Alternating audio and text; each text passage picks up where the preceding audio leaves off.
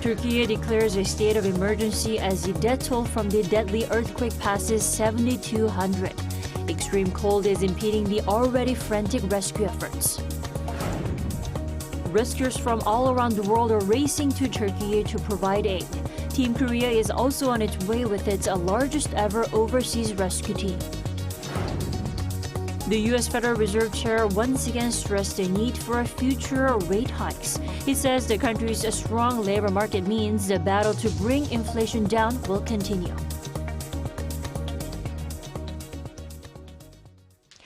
We begin with the latest situation in Turkey and Syria. The death toll from the earthquake has surpassed 7,000, and severe weather conditions are not helping the rescue efforts. Our Lee Seung-jae starts us off. A state hospital in the port city of İskenderun is completely in ruins. The hospital collapsed with patients still inside. Unfortunately, this is just one of many buildings that were completely destroyed due to the massive earthquake that hit southern Turkey and nearby Syria. And the same holds true for nearby Syria, as witnesses describe the devastation. At about 4:20 in the morning, the earthquake began and it continued for a minute or more. Cement blocks began to fall. We rushed out and heard that in the collapsed building, there were still people alive under the rubble. As the search and rescue operation continues, the death toll also continues to rise rapidly, with the figure going well past 7,000 on Wednesday. That figure includes over 2,000 reported deaths in neighboring Syria. Heavy rain, as well as cold weather, has hampered the search and rescue operation, with fears that the weather conditions will hamper the search for survivors. Cold and snowy weather is expected throughout the week, with overnight temperatures in affected areas as low as -5 degrees Celsius. With poor weather conditions combined with the sheer damage caused by the quake, the WHO predicts the death toll will rise to over 20,000. And according to the organization's chief, Dr. Tedros Adhanom Ghebreyesus, it's now a race against time. Numbers do not tell us about the perilous situation that many families now face, having lost everything, forced to sleep outside in the middle of winter. It's now a race against time. While Turkish President Recep Tayyip Erdogan on Tuesday declared a 3-month-long state of emergency for 10 provinces hit by the quake, the government also declared a mourning period of 1 week and closed schools across the country until February 13th. Lee Seung-jae, Arirang News. Now, 65 countries around the world have rolled up their sleeves and sent rescue workers and medical supplies to the earthquake-stricken region. A rescue team from South Korea is also on its way to provide much-needed help there. Our Foreign Affairs correspondent Bae Eun-ji reports. With thousands of people waiting desperately to be rescued following the powerful earthquakes in Türkiye, the South Korean government has sent more than 100 rescue workers. A KC-330 military transport aircraft left South Korea Tuesday night, carrying a 118-member rescue team and medical supplies. The team was comprised of 50 military personnel and more than 60 members of the Korea Disaster Relief Team. This is the first time that South Korea has decided to send this many rescue workers at once to another country. This comes after President Yoon Suk-yeol on Tuesday sent his condolences and ordered officials to send the rescue team and medical supplies quickly, describing Turkey as a brother nation that sent troops to fight alongside South Korea during the Korean War from 1950 to 1953. 형제 국가의 피를 피해가 겪는 고통과 어려움을 돕는 것은 너무나 당연한 일입니다. Following President Yoon's remarks, Seoul's foreign ministry held a meeting with related ministries on Tuesday afternoon and said it has also decided to offer $5 million in humanitarian assistance. Other countries around the world, including the US, China, Finland, Sweden, and Israel, are also rushing to send rescue workers, equipment, and aid. Anything Turkey needed, that we could provide. They should pick up the phone and let us know. We stand ready, as an ally should, to help our ally in a time of need.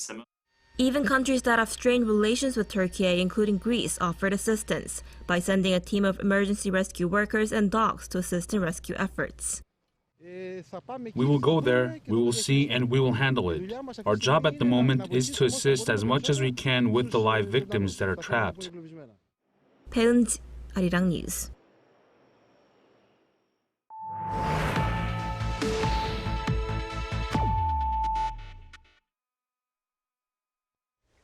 U.S. Federal Reserve Chair Jerome Powell has reiterated the need for future rate hikes, following a surprising job report that showed hiring in the U.S. accelerated in January. Powell said Tuesday that the results mean the battle to bring inflation down will continue. The Fed chair didn't say if the latest figures, had he known about them, would have changed the Fed's decision last week to slow rate increases by a 0.25 percentage point. Powell, however, did say that the process of bringing inflation down to its goal of 2% would be bumpy, adding that more rate increases would be inevitable if a stronger than expected economic indices continued. A strong labor market can push up salaries and in turn result in higher inflation. This winter saw heating bills jump in South Korea, and there's a friction in parliament over to what extent the current government should offer help. The prime minister said heating bills hikes are necessary to keep the country's finances sound. Our Han Sang-woo reports.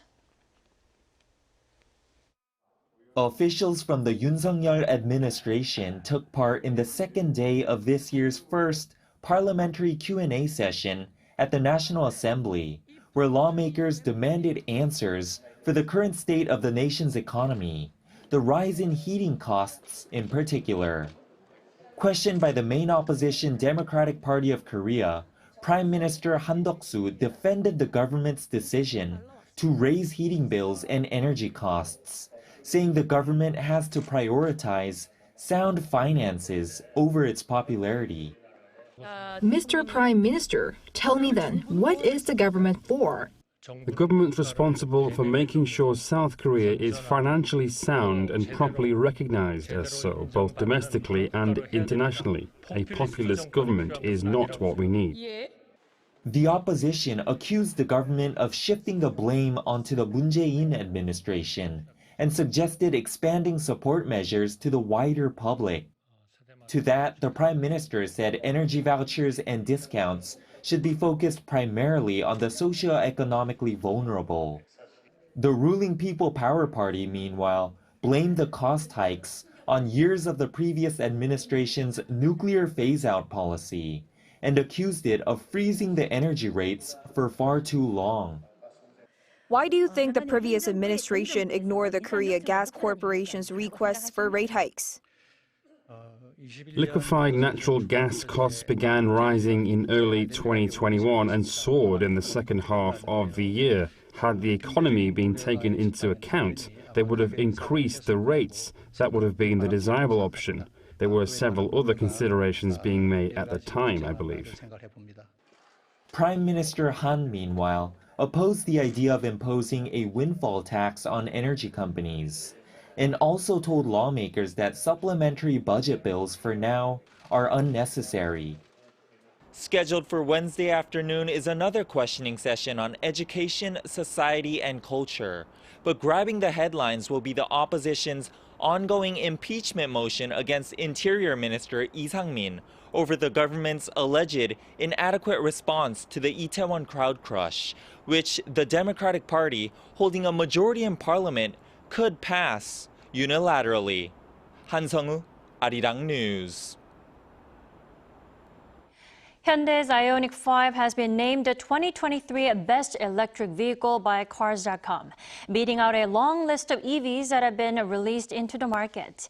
According to Cars.com on Tuesday, the South Korean EV was awarded the top prize after the company's editorial team of expert car reviewers tested all EVs available. The experts cited Hyundai's electric global modular platform, which allows for more interior space and optimized performance. It added that the EV was made easy to drive with many familiar controls that can be found in a combustion engine-powered car. The world is becoming increasingly digital, and elderly people can easily be left behind. Now, so-called digital education has arrived to narrow that digital gap for seniors. Our Shin Se-byuk has this story.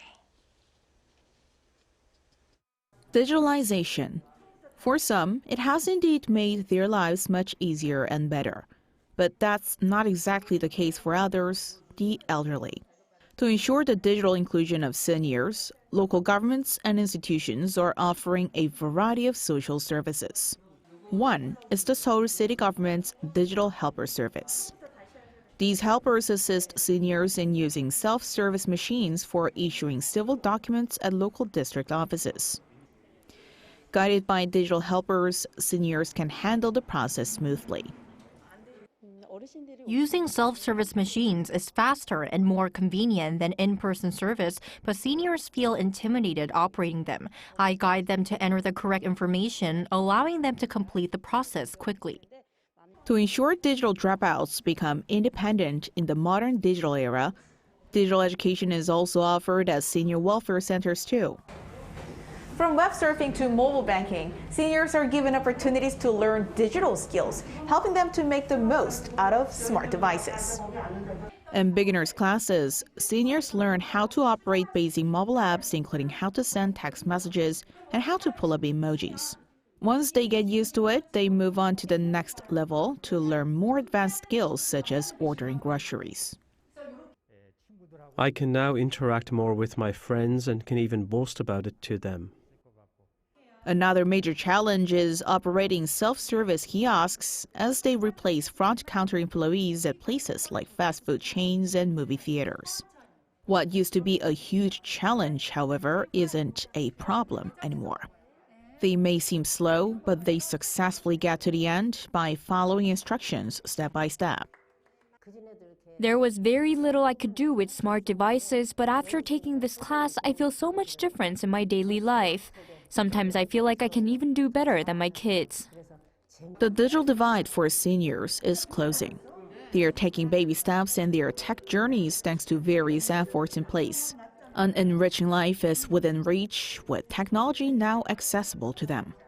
Shin Se-byuk, Arirang News.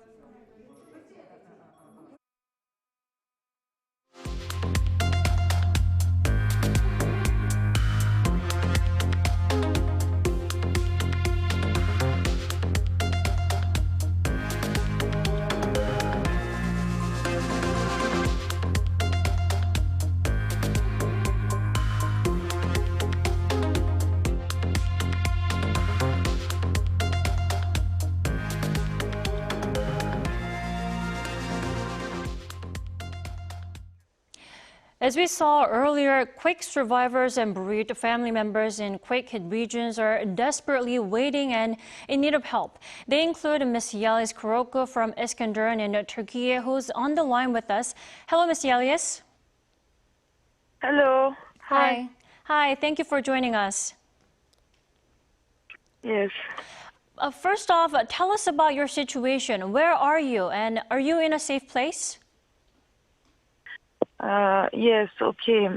I'm in Hatay, İskenderun, Turkey, and we are now in the village of İskenderun, and we are in our cars. It is safe here, and we are 3 cars. My family, my daughter, and in one car, my cousin with her mom, and then another car, my parents, and it's safe here. I'm glad you feel safe in your car, even though it's not your home. And how has it been for the past few days? I'm sure, I heard you're with your children. Have you felt any aftershocks, or were you able to go back to your home and to get valuables and essential items? Okay, I have one daughter. She's a teenager, 12 years old. She's with me right now, and we felt it deeply. The earthquake. We was in our flat. It is the 5th floor, and actually my street there are mostly only 5 floors in most of the apartments. And we was sleeping and we woke up at once, and then we was under the frame of the door, and it happened for more than 1 minute. It was 2 times after again, and then my apartment is broken. I can't go in my apartment again. And actually I'm right now with a pyjama. I don't have a jacket or shoes because I couldn't open the doors, and only on way from my room to the outdoor, I took only some things with me, and my jacket is on my daughter. Wow, I'm so, and and we try it. I have slippers now on my feet, and then I didn't saw the floor was broken. I didn't saw it. Right. So after we was climbing down, I look at, and then I don't know how we leave at this apartment. Right. And later, I look at back, and then I saw, the apartment floor is broken. It's heartbreaking to hear that. Yes, and then even during the earthquake, I only heard screaming of people. I couldn't hear anything else, and since about 3 days, in my ear, every time if I try to sleep, I'm only hearing screaming of the people. And I was before maybe some sleeping, and it is maybe 1 day, 1 hour, because every time if I close my eyes, I'm in this apartment in the situation of earthquake. And after the floor is every time it is some shaking, and we have all time the earthquake, even if it is only just a little bit. It's every time shaking because we are in the car and we can feel it in the car. And actually, after, when I was outside with my child, and I was only searching for my parents and my sister with her kids. And I looked around, and I saw only broken apartments and people who are trying to keep their families, and there was nothing else. And actually, until last evening, there was no one who helped it. It was just 1 or 3 people from the government, or there was no one. Oh, wow. Yes, it is. I don't know. I can't say. Maybe because it was still shaking, or there are not enough, because another cities in Turkey are more worse and more bad. We are to explain some. İskenderun is on the side to Syria. Right. And in Syria and other countries around, there was earthquakes too. And now, today, I saw many helicopters, or they are bringing help, and many Turkish people or another people, or they are sending big trucks with clothes, bread, water, and baby things for babies. Or I don't know. I today looked at in one. I found one person, and they gave me, for example, they gave me 3 bread, sandwich bread, and 2 small water, and 1 milk, and I don't know, even toilet paper, 2 rolls. Wow.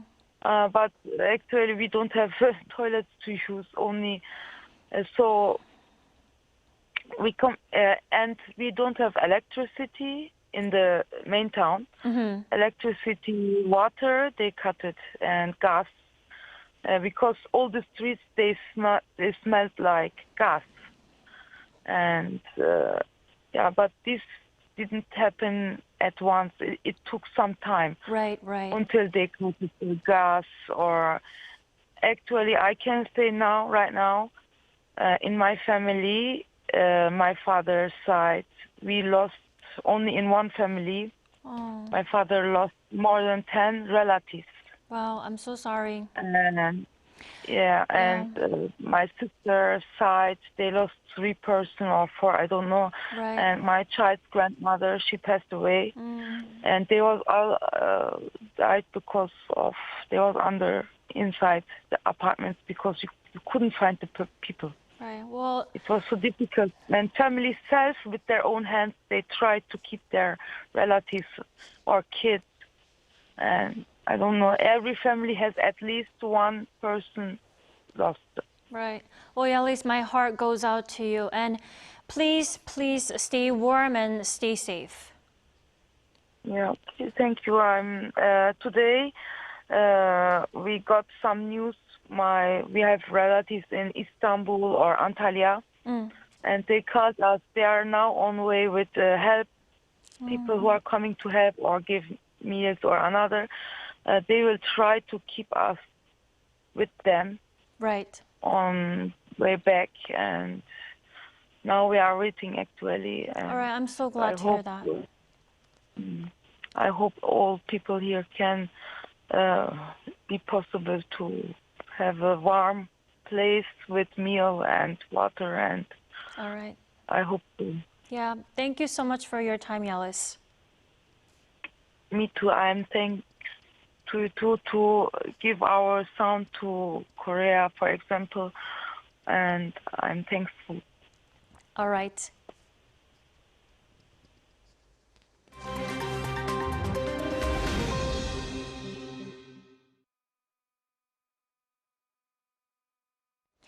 For a look at the news from around the world, we now turn to our Matthew Ashley joining us in the studio. Good morning, Matthew. Good morning, Dami. Let's start in Peru, where over a dozen have died after continuous downpours triggered mudslides in the country.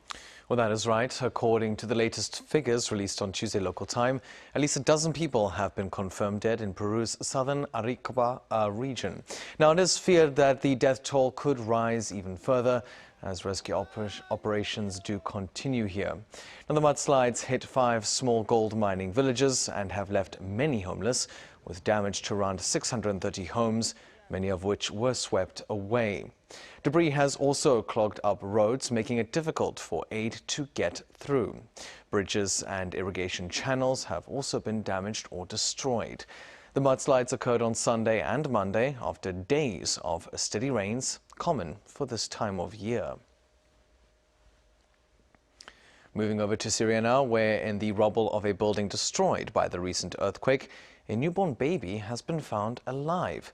Now, residents of the northwestern Syrian town of Genderis discovered the baby girl in the rubble of a collapsed 5-story apartment building on Monday local time, over 10 hours after the earthquake struck the region. The newborn was still attached through the umbilical cord to her mother, who was found dead. The baby has since been hospitalized and is in a stable condition. According to physicians, the baby was likely born just 3 hours before being discovered. The miraculous rescue comes after Syria and Türkiye were hit by a 7.8 magnitude earthquake early Monday morning.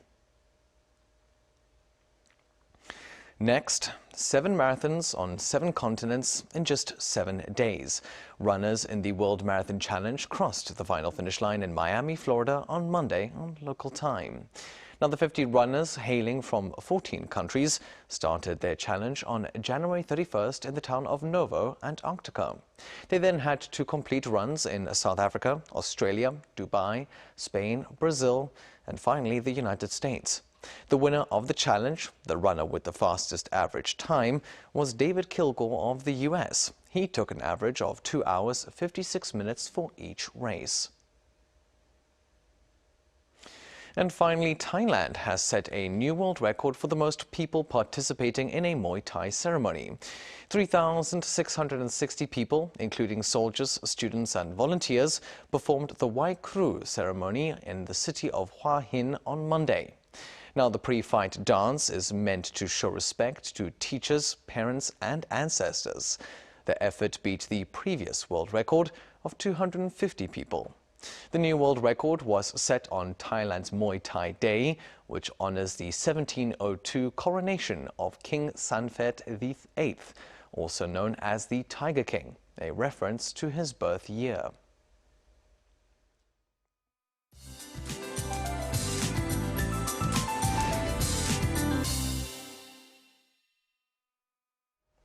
Good morning. It's a dustier start to the day with an ultra-fine dust advisory issued in most western parts of the country. Southern provinces will also be covered with toxic dust today. Then the bad dust level hits its peak this morning, going up 3 to 4 times higher than the normal level, before showing some improvement in the afternoon. And what made the morning commute tougher for those of us in the west is the thick fog. And morning temperatures are similar to yesterday. Highs will be a couple of degrees lower, but still hovering way above the norms. Most dry weather alerts in the east have been lifted, but southeast regions, including Daegu and Busan, remain under dry alerts. Then we have some much-needed rain in the forecast from tomorrow on Jeju and southern regions, gradually spreading nationwide by Friday. It will turn into snow in mountainous regions in upper areas. Frequent rain in the forecast into early next week, which will bring down the temperatures to below norms again next week. With that, here's a look at the weather conditions around the globe.